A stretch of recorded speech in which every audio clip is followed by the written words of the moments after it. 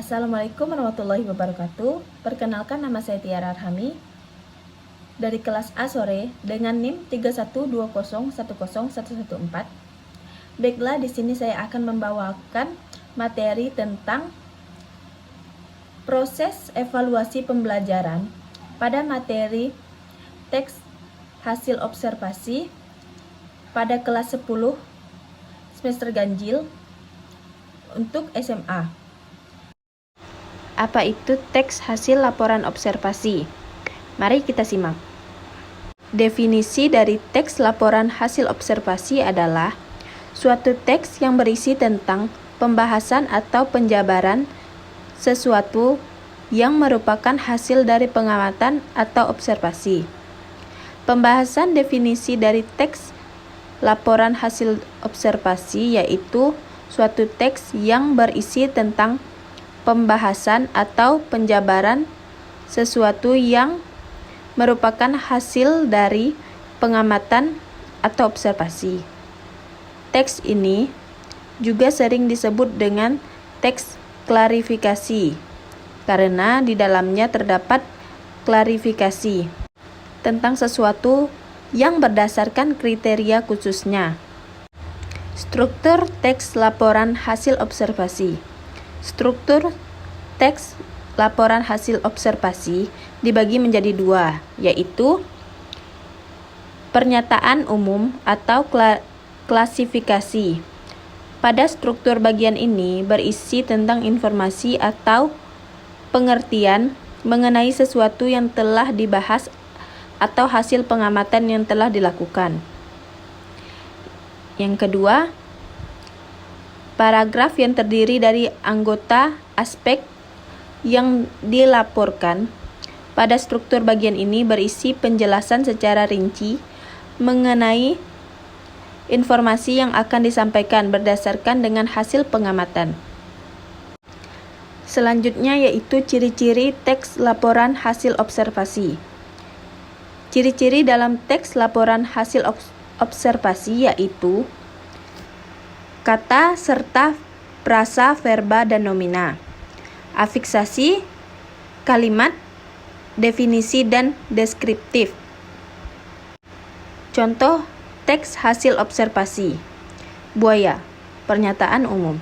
Buaya merupakan hewan sejenis reptil besar yang berkaki 4 dan wujudnya menyerupai kadal-kadalan.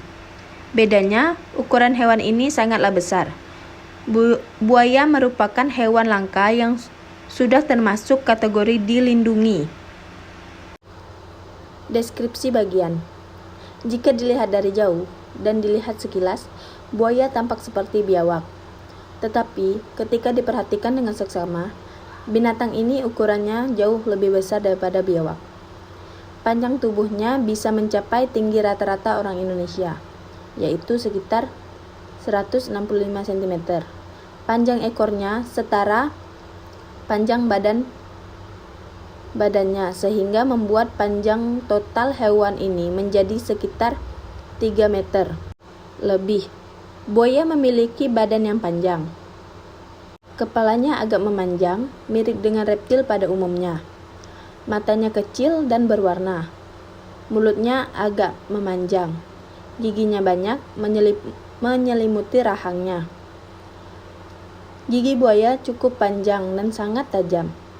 Kulitnya bersisik dan tampak keras, namun memiliki pola yang indah. Warna kulitnya coklat kehitam-hitaman. Pada bagian leher terdapat lipatan-lipatan kulitnya yang bersisik. Bagian punggung ekornya bersisik menyerupai gergaji yang mengarah ke atas. Selanjutnya deskripsi manfaat. Binatang ini boleh dibilang hewan yang sangat menyeramkan, namun memiliki sisik yang indah dan bertubuh kekar.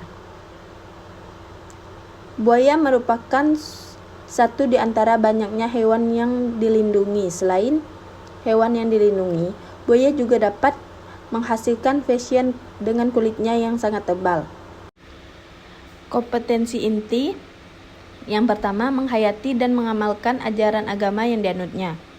Yang kedua, menunjukkan perilaku jujur, disiplin, tanggung jawab, peduli, gotong royong, kerjasama, toleransi, damai, santun, positif vibe, dan proaktif sebagai bagian dari solusi atas berbagai permasalahan dalam interaksi, menempatkan diri sebagai cerminan bangsa dalam pergaulan dunia.